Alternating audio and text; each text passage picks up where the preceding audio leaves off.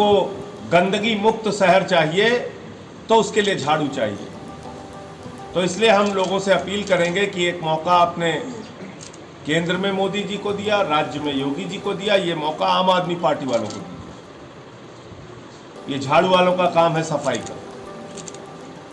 दिल्ली के एमसीडी में 15 साल के कुशासन को दिल्ली की जनता ने खत्म किया। एमसीडी में आम आदमी पार्टी जीती।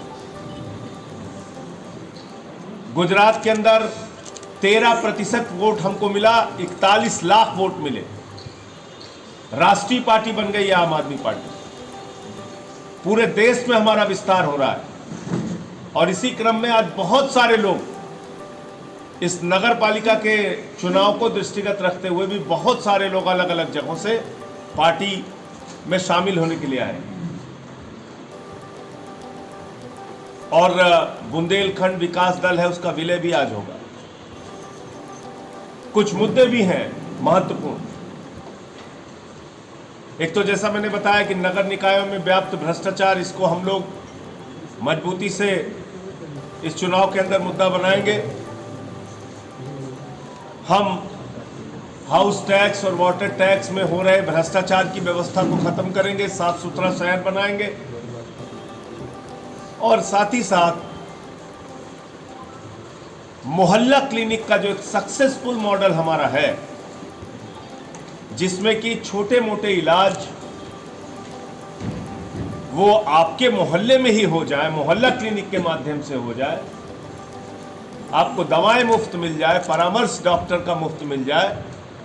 ये मोहल्ला क्लिनिक नगर निकाय के क्षेत्र में आम आदमी पार्टी जहां भी हमें मौका मिलेगा, जनता जिताएगी, वहां हम मोहल्ला क्लिनिक लाने का काम करेंगे। अभी का कहर उत्तर प्रदेश में है। सारे व्यापारी आतंकित हैं, डरे हुए हैं। किसी आतंकवादी का आतंक नहीं है, इंस्पेक्टर का आतंक। कब दुकान सील कर देगा, कब बंद कर देगा, ऐसा आतंक मचाकर व्यापारियों का उत्पीड़न आप कर रहे हैं। उन व्यापारियों का जिन्होंने अपने कंधे पे बिठा के भाजपा को जिताया। आज पूरे उत्तर प्रदेश में व्यापारियों के यहाँ छापेमारी कर करके उनको उनका वो डर के मारे अपनी दुकान नहीं खोल रहे व्यापारी।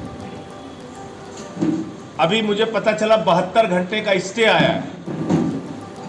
जैसे मालूम पड़ रहा है कि राजा साहब ने कह दिया हाँ जनता थोड़ी दुखी हो गई, थोड़ा सा आराम कर लो 2-3 दिन, फिर शुरू करेंगे डंडा मारना तुमको। तो ये जो बुलडोजर और छापेमारी की जो नीति है उत्तर प्रदेश की भारतीय जनता पार्टी की सरकार की, योगी जी की सरकार की, इससे लोगों के मन में आतंक पैदा होता है, विश्वास नहीं पैदा होता आपकी सरकार के प्रति। दूसरा, लखीमपुर कांड, 1 वर्ष के अंदर कई गवाहों पे हमले हो चुके और गवाहों के परिवारों पे हमले हो चुके। आपको याद होगा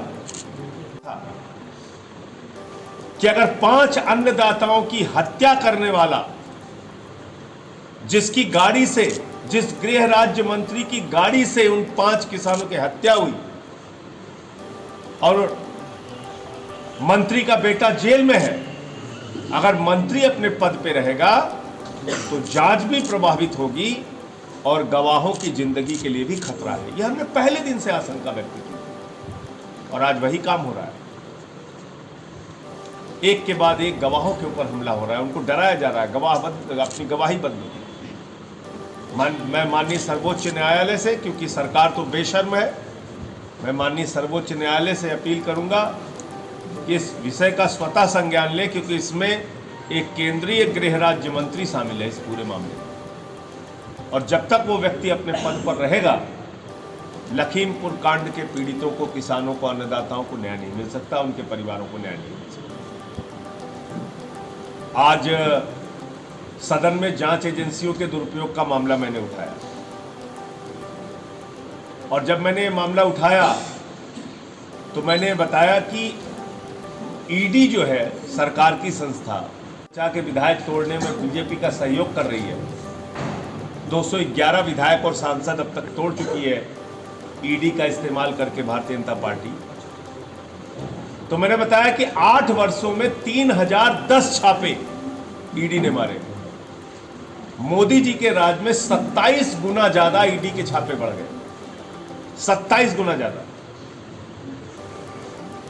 और आंकड़ा खुद सरकार ने दिया है, केंद्र सरकार ने, जिसमें केंद्र सरकार ने बताया कि 3010 छापे में मात्र 23 लोगों पे आरोप सिद्ध हुआ। कितनों पे? मात्र 23 लोगों। यानी कि 0.5% कन्विक्शन रेट है ईडी का। तो ईडी का इस्तेमाल किसके लिए हो रहा है? विपक्ष के नेताओं का गला दबाने के लिए, विपक्ष के नेताओं का उत्पीड़न करने के लिए, विपक्ष के नेताओं पर फर्जी मुकदमे लगाने के लिए। मनीष सिसोदिया पे सीबीआई ईडी लगाओ, सत्येंद्र जैन पे ईडी सीबीआई लगाओ, अरविंद केजरीवाल पे ईडी सीबीआई लगाओ, कैलाश गहलोत पे इनकम टैक्स ईडी सीबीआई लगाओ, 43 विधायकों को दिल्ली पुलिस के माध्यम से गिरफ्तार करो। तो ये सब कुछ जो ईडी का आतंक मचा हुआ है पूरे देश में, उसको लेकर मैंने आज देश की संसद में, मेरा 0 आवर पे मुझे बोलने का मौका मिला, उस पर पूरी की पूरी भारतीय जनता पार्टी चिल्लाने लगी। और देखिए कि नेता सदन पीयूष गोयल जी है, या तो वो मूर्ख है और या झूठे हैं। क्योंकि प्रियंका चतुर्वेदी जी जो शिवसेना की सांसद हैं, उनके जवाब में पंकज चौधरी वित्त राज्य मंत्री ने जवाब दिया है कि ईडी ने 3010 छापे 8 साल में मारे और मात्र 23 लोगों पर आरोप सिद्ध कर पाई। ये मेरा जवाब नहीं है, भारत की सरकार का जवाब है। और भारत सरकार के मंत्री, नेता सदन राज्यसभा पीयूष गोयल जी पूरे सदन के सामने और सभापति महोदय के सामने झूठ बोल रहे हैं और कह रहे हैं कि संजय सिंह जी का आरोप निराधार है। आप बताइए, इतने, अगर राज्यसभा का नेता सदन झूठ बोलेगा, सरकार का मंत्री अपने सरकार के जवाब को नहीं जानेगा, तो इससे ज्यादा दुर्भाग्यपूर्ण परिस्थिति क्या हो सकती है?